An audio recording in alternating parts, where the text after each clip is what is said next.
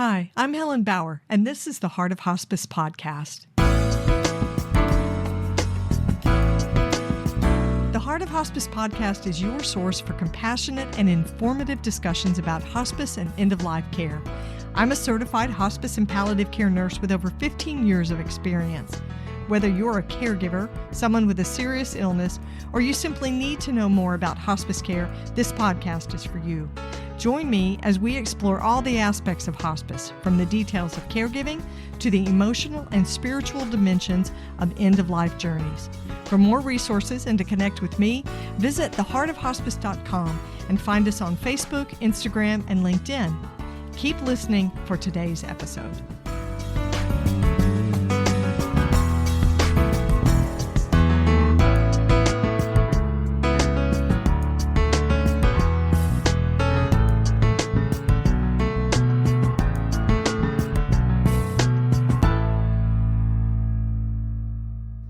This is the Whole Care Network.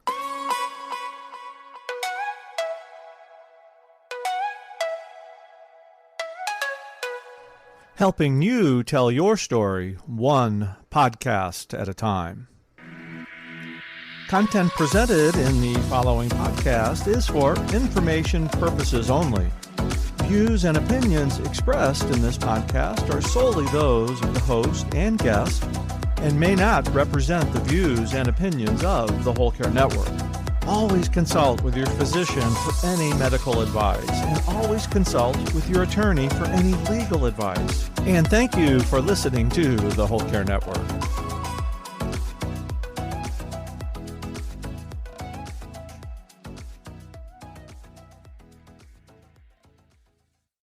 This episode of The Heart of Hospice is being sponsored by CareBoss, the latest book by Jennifer O'Brien. CareBoss is the book that reminds family caregivers that they are the CEO of their loved one's care. Jennifer has served in healthcare leadership for over 35 years and was also the personal caregiver for her parents and her husband. CareBoss is written to empower caregivers, but it's more than just a book. It's a workbook and organizational tool as well. Check it out at jenniferaobrien.com. Welcome back to the second episode in our two-part series featuring psychiatrist, researcher, and author Dr. Harvey Chochinov. Dr. Chochinov is a distinguished professor of psychiatry at the University of Manitoba and a senior scientist at Cancer Care Manitoba Research Institute. He's led a large program of research on dignity within the healthcare setting, which includes the development and study of dignity therapy. His latest book is entitled Dignity in Care, The Human Side of Medicine, and it was published by Oxford University Press. You can find Dr. Chochinov's works at dignityandcare.ca. This episode continues my discussion with Dr. Chochinov, and we covered a lot of ground. Providing dignity to people at the end of life was a major point in our discussion today. According to Dr. Chochinov, and I of course agree 100%, elder speak use by healthcare providers is a problem that needs to be addressed, and he gives some examples of how we can improve in this area. Dr. Chochinov's book, Dignity in Care, The Human Side of Medicine, has been republished in paperback, so you can look for a link in the show notes or visit dignityandcare.ca to purchase a copy for yourself. We've got an amazing episode for you today, so stay with me for the conversation. There's a lot to learn.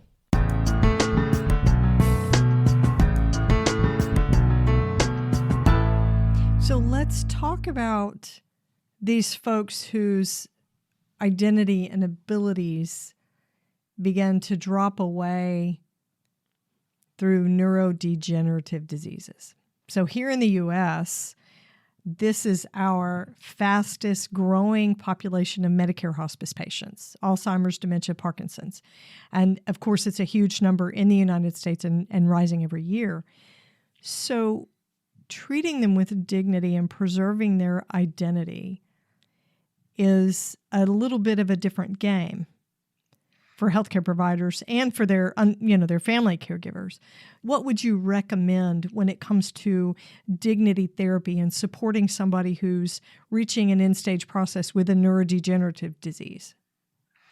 Yeah, no, you're right in that there's another dimension to that when cognitive acuity begins to decline, because cognitive acuity is something that most of us affiliate with our core sense of self.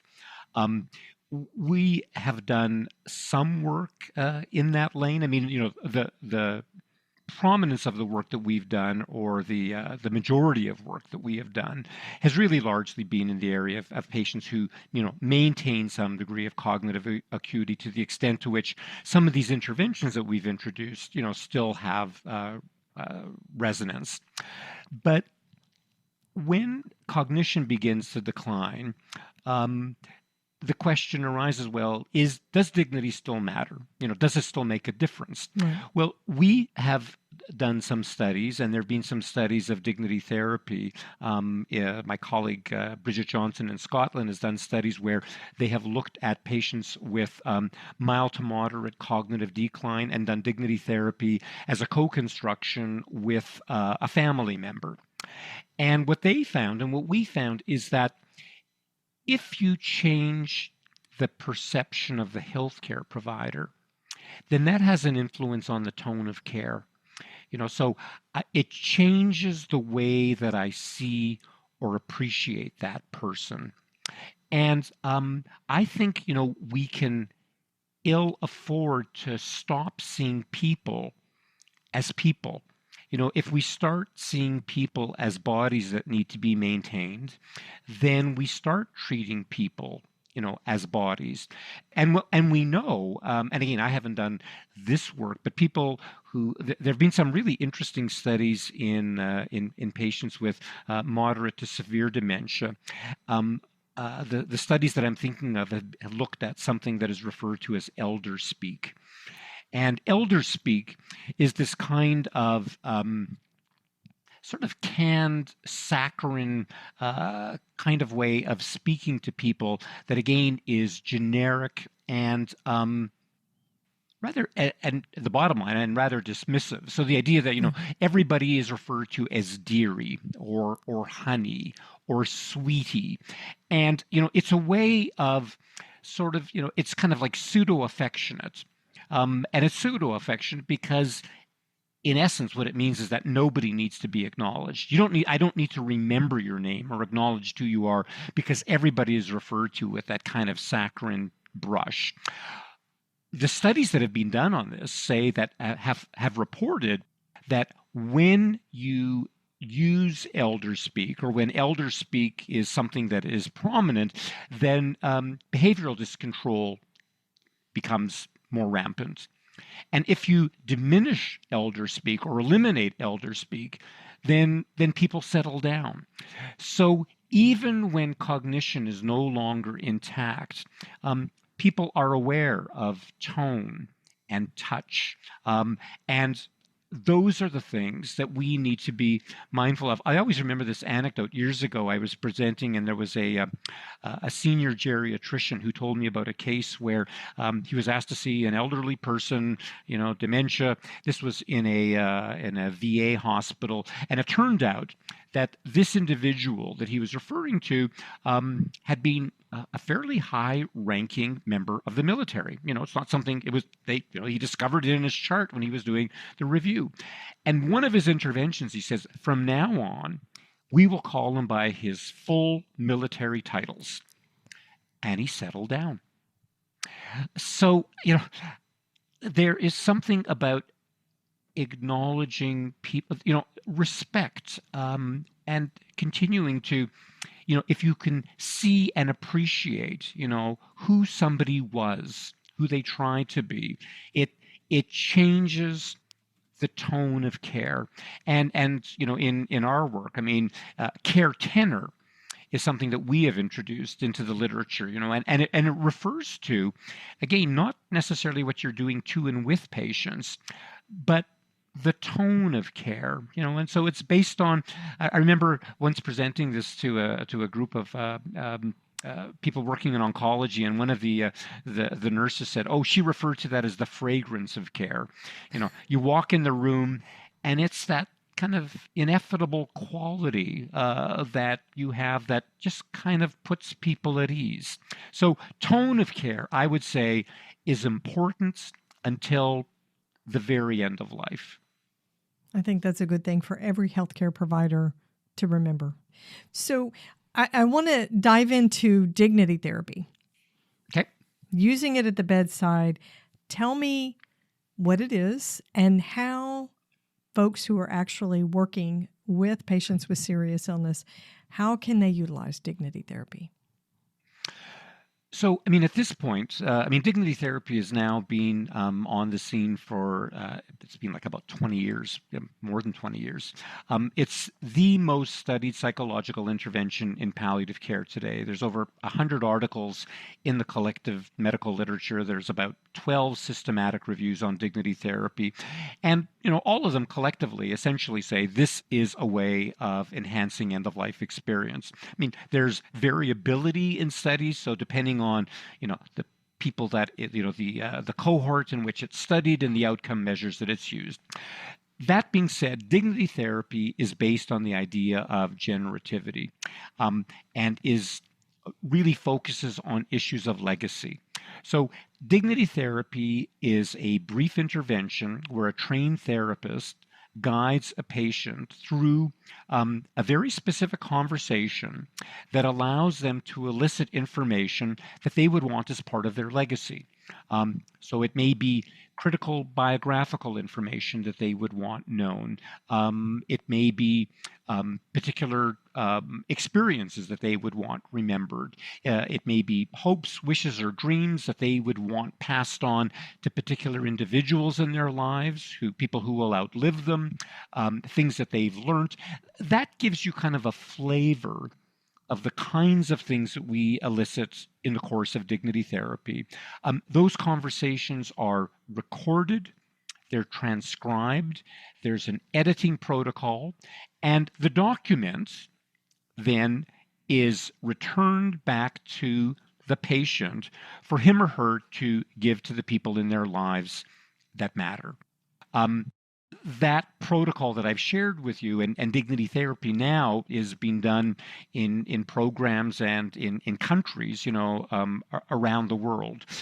It was designed initially as an end-of-life care intervention, but it's a way of highlighting issues related to personhood. And so even though I might not have predicted it, but the fact is that other areas where personhood is under assault are places where dignity therapy is also being applied. So if you think about, we talked about dementia, personhood is under assault because of cognitive deterioration.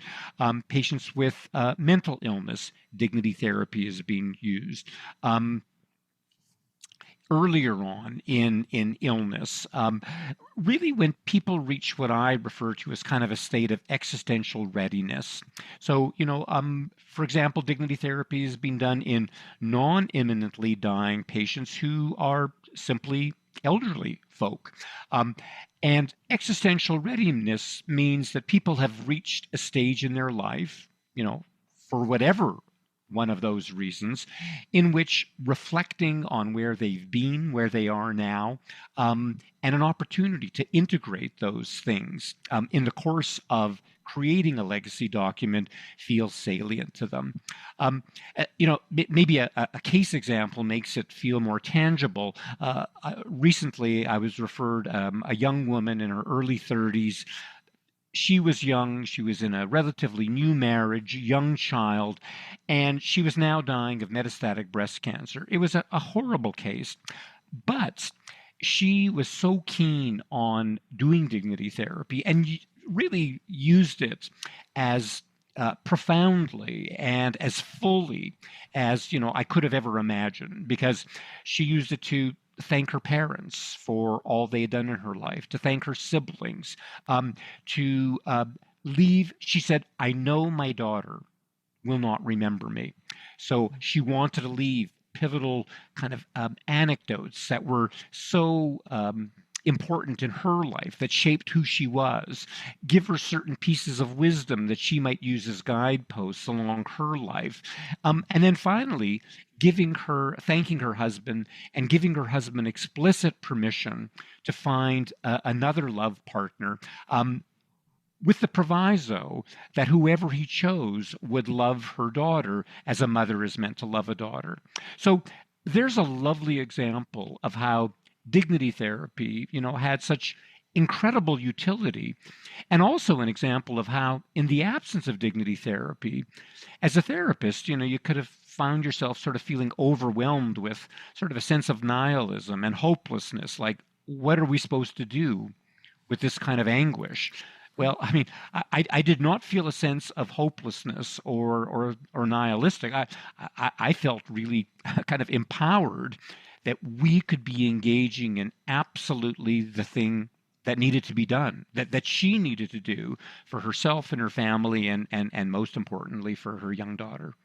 Well, and isn't that where the job satisfaction comes in?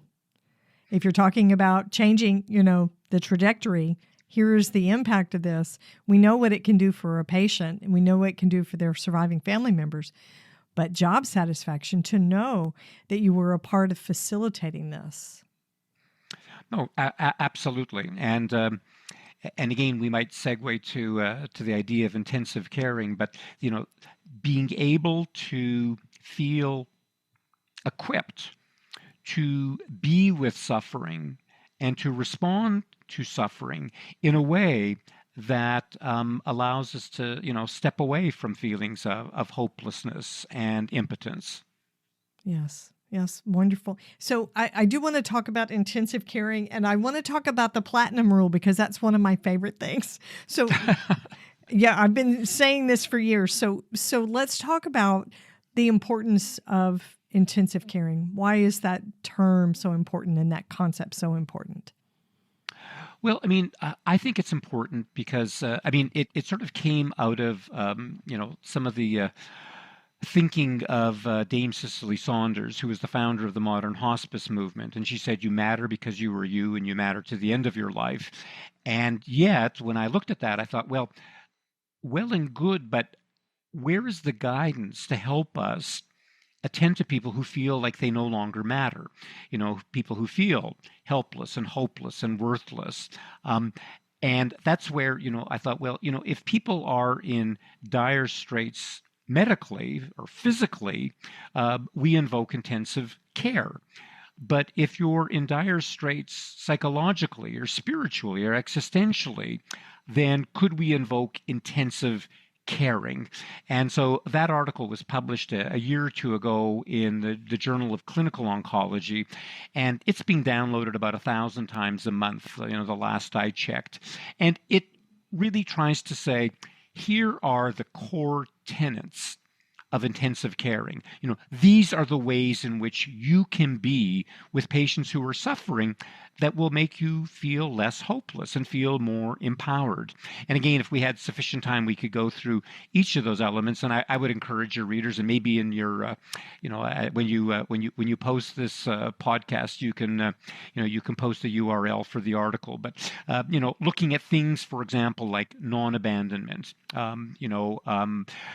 engaging in issues related to personhood. There's also things about hope and how to contain hope and how to elicit hope, looking at the possibilities that are still available for people even towards the very end of life. And then there's a construct that I refer to as therapeutic humility. This idea that if you're going to be entering into an arena where fix is not always possible, therapeutic humility says that we let go of that, and we don't necessarily make that a mandate for our involvement with patients. And really, there are so many things that we engage with that are not fixable. And the paradigm of intensive caring really says it's a shift in medical paradigm. We go from, the usual traditional medical paradigm of examine, diagnose, fix. Intensive caring says, understanding the nature of somebody's suffering, non-abandonment, caring always. So that is sort of a gloss overview of and an introduction to intensive caring. But I think it's an interesting and important idea for palliative care because it allows us to enter into work where we know we can't always fix things, but if we show up, we can make profound differences for our patients and for their families. And if we show up with that kind of a mindset, then we don't feel like we're entering into imminent failure or entering into engaging in therapeutic nihilism. We really feel like we're engaging in meaningful work that can address patient suffering. Well, when you think about the hospice philosophy as the care of the whole person, mind, body, spirit, and the connection between them that cannot be severed, how can you not address the intensive caring needs while you're still caring for the physical body? The focus may change as there's crisis in one area or another, but you can't affect one in a negative way without also affecting the other two in a negative way. And I mean, that's what hospice philosophy was built on, total pain, caring for the whole person. That's what Dame Cicely Saunders meant. Exactly. And I'm not quite sure if we went through an era of becoming symptomatologists. We knew how to and became expert in dealing with various symptoms, but there are things that are more ephemeral and more difficult, so I mean, treating pain is one thing, but how do you treat somebody who feels like they have become a burden? How do you treat somebody who feels like they're no longer the person that they once were?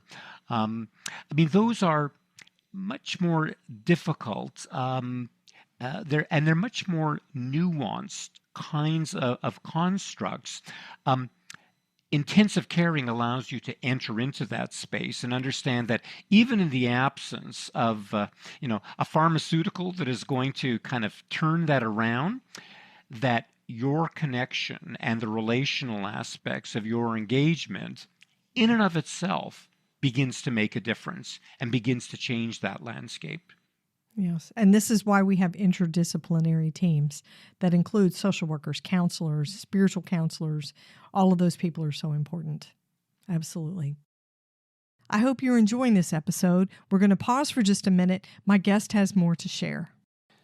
This episode is being sponsored by Care Boss, the latest book by Jennifer O'Brien. More than 54 million Americans are serving as unpaid caregivers for family members, friends, or neighbors with serious illnesses. Very few have received the training, guidance, or emotional support they need to succeed in this role. Care Boss, the newest book by healthcare leader Jennifer O'Brien, fills this need by identifying and empowering the family caregiver as the leadership position it is. Jennifer shares her motivation for writing Care Boss. I wrote Care Boss because I have been a serial family caregiver and I have been a serial CEO in healthcare. And it occurred to me that the family caregiver position is indeed a leadership position. I would go so far as to say it is a leadership position of greater importance than the CEO of a Fortune 500 company because this is your person. Jennifer writes with compassion and hard-earned wisdom. Readers will appreciate the empowerment and camaraderie they find in the pages of Care Boss. Care Boss is more than just a book. It's a workbook and organizer that enables family caregivers to lead their loved ones' care sensitively and effectively. You can find Care Boss at your local indie bookstore or on Amazon and at jenniferaobrien.com. Okay, so now the platinum rule. The platinum rule. What is the platinum rule, and what does it mean for healthcare providers? So, going back to, remember I told you that when we were studying dignity, we discovered that, the way that patients are seen has a profound influence on their clinical experience. So we began to take very seriously the way that healthcare providers see people. And intuitively, I mean, most healthcare providers see people through a lens that is shaped by the golden rule, which is, I look at something and I gauge how I would respond based on how I think I would want to be treated or how I would want somebody that I care about to be treated. And as I began to kind of look at that and think about that, realized that, that works relatively well if your lived experience aligns relatively closely or somewhat closely than the person that you're looking after. But what happens if the lived experience is very different? And that's where this idea of the golden rule, although still critically important, begins to break down, because we have to acknowledge that it still is imposing an external standard. And it also may be based on offering advice that we, the healthcare provider ourselves, would find untenable. So, what if I was that marginalized? What if I was that sick? What if I was that disenfranchised? What if I were that disabled? So we have to realize that all of us are socialized in a way that we see things in a particular way. We learn through experience, through exposure to media, that certain things are valued and certain things have less value. And so the Platinum Rule said, we need to be aware of our own biases and understand that the lens that we see someone through is tainted by our own life experience. So the Platinum Rule is doing unto patients as they would want done unto themselves. So seeing them the way they would want to be seen. And I have a couple of papers that I've published on it. One was in the Journal of Palliative Medicine, and one was in JAMA Neurology. The first paper actually was one that talked about a case of a gentleman who had a head and neck malignancy, and his medical oncologist one day sat down with him and said, things may get really difficult. And at some point, if things turn ugly, you may want to consider medical assistance in dying. Now, as it turns out, this man had no interest in that whatsoever. But the article then delves into what goes on in the mind of the healthcare provider. What is it that shapes that kind of recommendation? And again, what in introducing the Platinum Rule, you end up saying, well, the thing that likely shaped his recommendation is that he's offering information based on a personal perspective in which he thinks, geez, if I were going down that path, I know what I would be able to tolerate. I know what I wouldn't be able to tolerate. So that's where the Platinum Rule has kind of been introduced, or that's how it's been introduced. And it's been an interesting experience, actually, having authored that, because the uptake has been really quite extraordinary. About a year or 18 months after it came out, and again, bear in mind, I'm a psychiatrist who studies palliative care in Winnipeg, Canada. I would never have expected in my lifetime that Scientific American would reach out to me and say, we've heard something about this Platinum Rule, and we'd like to write a column on it. And indeed, Scientific American has written, and published a piece about the Platinum Rule, saying, this is now an important standard or an important way of raising the bar on person-centered care. And the other interesting thing about it is that it's not, even though I work, all of my research is almost exclusively in palliative care, things like the Platinum Rule, the importance of dignity, compassion, kindness, these things resonate across all of the human life cycle. And so the interesting about the Platinum Rule is that I see it applied, not just now in palliative care, but in all different arenas of clinical medicine. I love the idea of this. So taking it specifically, taking the platinum rule specifically to end of life and death, a death. Yep. We talk a lot about a good death. But what I have found is that healthcare clinicians here in the U.S.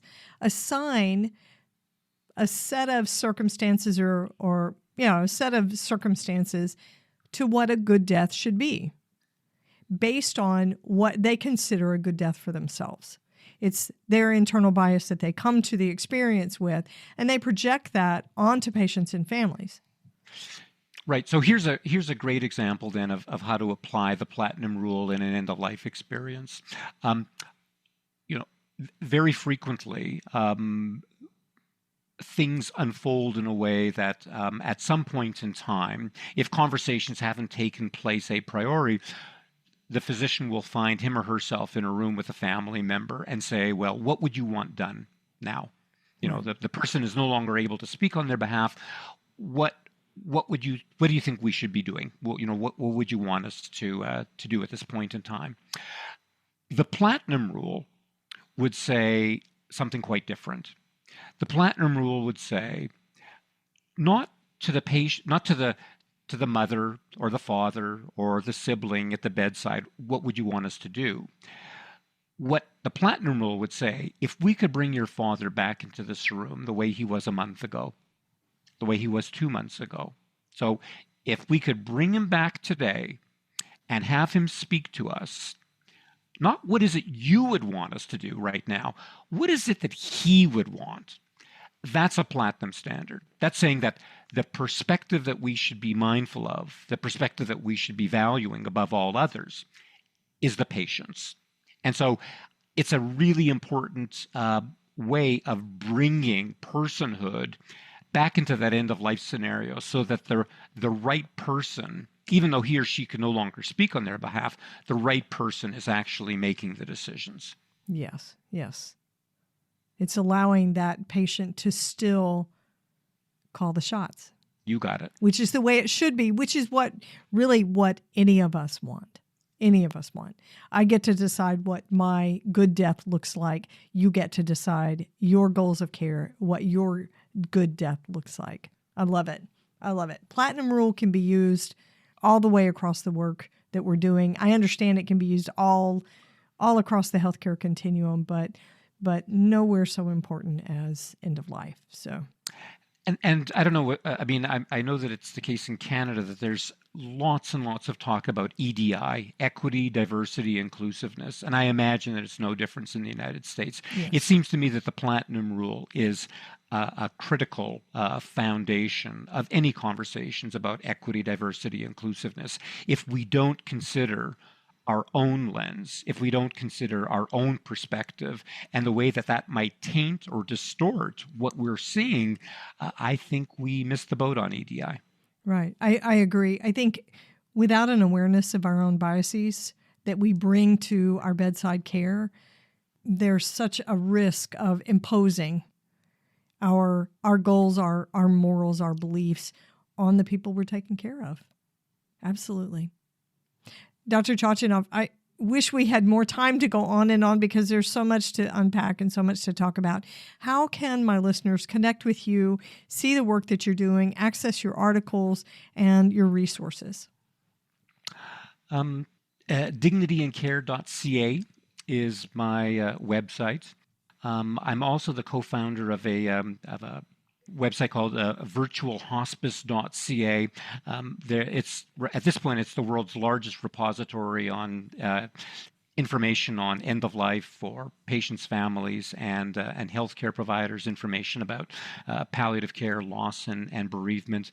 And if people are interested, I'm on social media, on X at HM Chochinov or on LinkedIn, Harvey Max Chochinov. And those are all simply for professional purposes. I try and post articles and talks that I'm giving and, try and have most recent information available.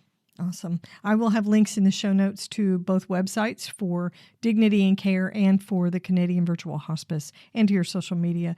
Thank you so much for a wonderful conversation, for the wisdom that you've shared here. I know my listeners are going to get a lot of benefit from our conversation. It's been my pleasure. Thanks for listening to the Heart of Hospice podcast. Check out our sponsor in the show notes, and please leave a rating and review on Apple Podcasts. We would appreciate it if you would share this episode with your friends and family and anyone who needs to know more about hospice. Connect with us on Facebook, Instagram, and LinkedIn. And remember, no matter who you are or where you are in your hospice journey, you are the heart of hospice.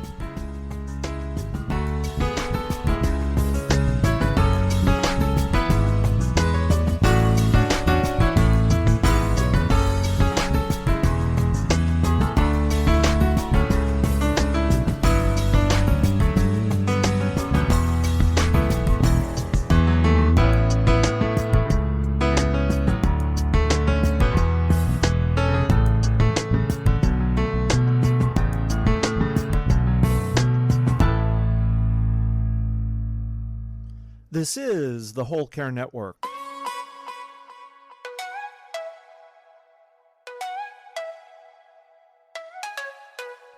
Helping you tell your story one podcast at a time.